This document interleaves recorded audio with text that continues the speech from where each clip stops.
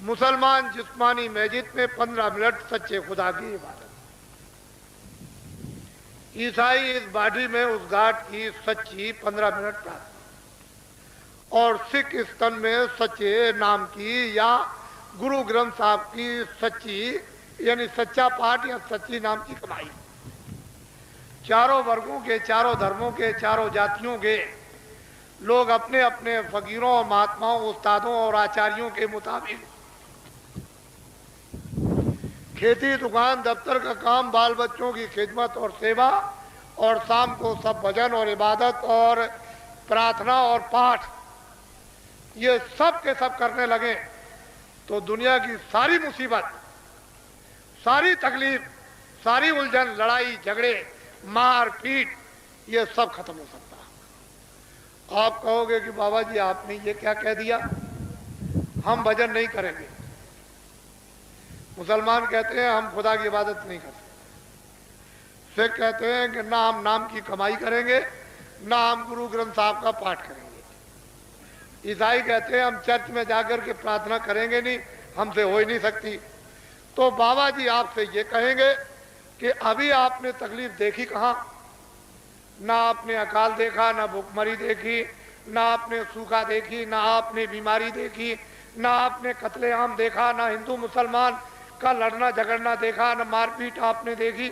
ये तो अभी आपने देखा नहीं, वो तो सब अभी आगे आने वाला।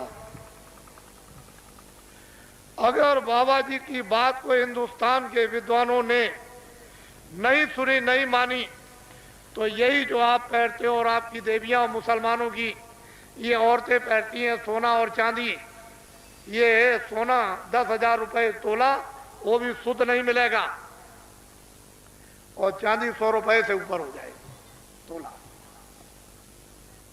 तो आप एक तनाई में बैठ करके सोचना, जो असली चीज है, असली धात है, कोई कागज तो धात नहीं है, वो अगर इतना महंगा हो जाएगा तो देश का क्या होगा?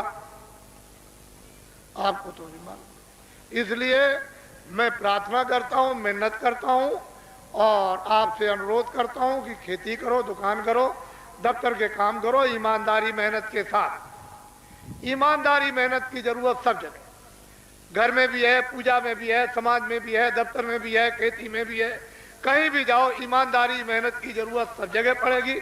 और ईमानदारी मेहनत नहीं तो 2 मिनट घर नहीं चलेगा, 2 मिनट भी पति और पत्नी नहीं रह सकते।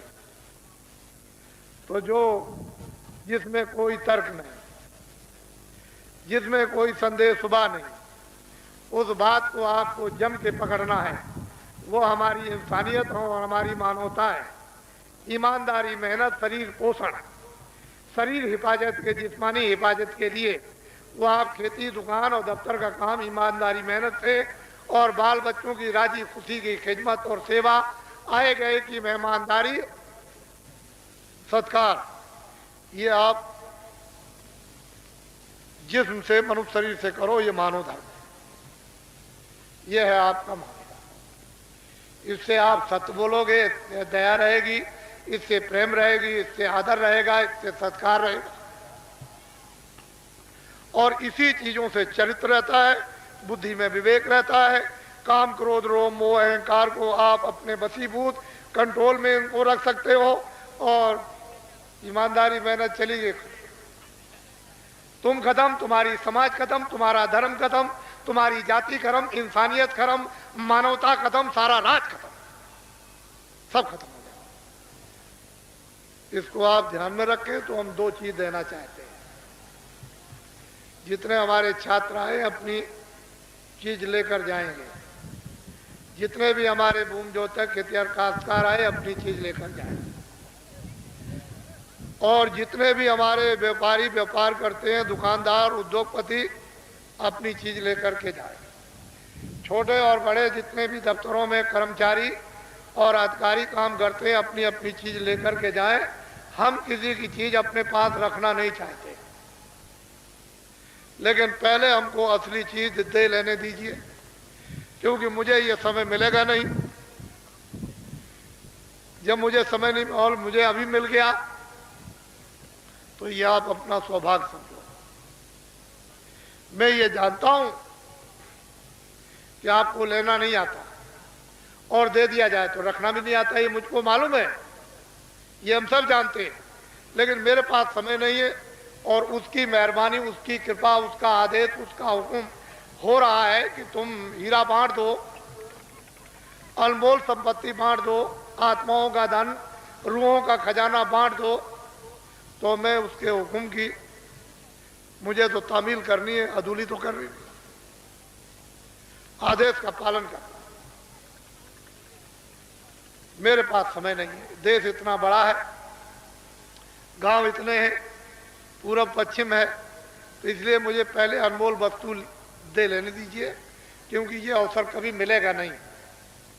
आधी घड़ी, एक घड़ी, आधी घड़ी, आधी में पुनः जरा सा भी, अरे बूंद बूंद भर के तुम एक एक पैसा जोड़ते हो, लखपति और करोड़पति हो जाते हो।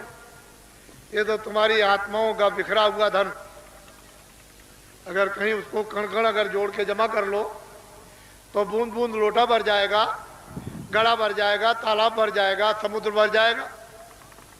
अरे मानव शरीर तो इसीलिए मिला था कि अब की बार अनंतों जन्मों के बाद कितने सज्जुग, कितने त्रेता, कितने द्वापर, कितने कलयुग बीत गए, ये मनुष्य शरीर से हाथ धो बैठे। अब की उसकी कृपा और मेहरबानी हो गई तो इस जीवात्मा को जहां से आई वहां पहुंचा दिया जाए। तो आपने तो इसके लिए कुछ सोचा नहीं और इसमें लगे पड़े हो जो तुम्हारी नहीं है। ये भी तुम्हारा नहीं और ये भी तुम्हारी नहीं, लेकिन इसके लिए कहा कि इसकी हिफाजत करना, इसकी मलहम पट्टी करना, देख रेख करना, इसमें जो जीवात्मा बैठी है इसकी रक्षा करके उसको जगा लेना और जहां से आई पहुंचा देना। तो अब वो भी काम नहीं किया और इसका भी नहीं किया, इसको भी तोड़ फोड़ दिया।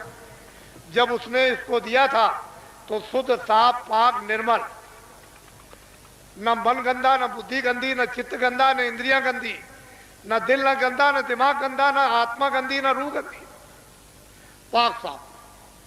जब वो आपको अधिकार दे दिया तो आपने गंदा कर दिया। अब जब मांगेगा तो पूछेगा हमने तो तुमको साफ दिया था, तो ये गंदा क्यों तुमने किया? यही तो तुम्हारे ऊपर जिम्मेदारी, क्योंकि उसने अपने हाथ में कुछ नहीं रखा।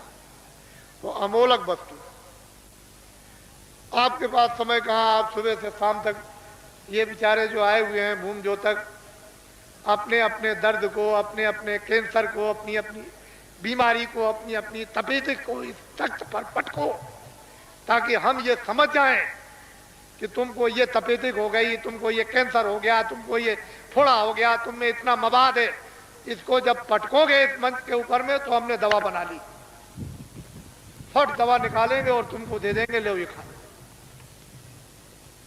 हमने ये सब दवा बना करके रख ली। अब अगर हम ऐसे जबरदस्ती खिला दें बिना बताए तो आप मुंह बंद करने लगोगे, आप में भाव नहीं रहेगा, क्योंकि तुम ये सोचोगे कि बाबा जी दवा खिला रहे तो कोई जहर तो नहीं दे रहा है। लेकिन जब तुम में भाव बन जाएगा कि अरे भाई हमें तो कैंसर हो गया, फोड़ा हो गया और ये बीमारी हो गई, ये हो गया वो, और ये तुम अब ठीक हो जाओगे तो मुंह खोल दोगे, मुझे डालने में सहूलियत और तुमको अंदर ले जाने में सहूलियत,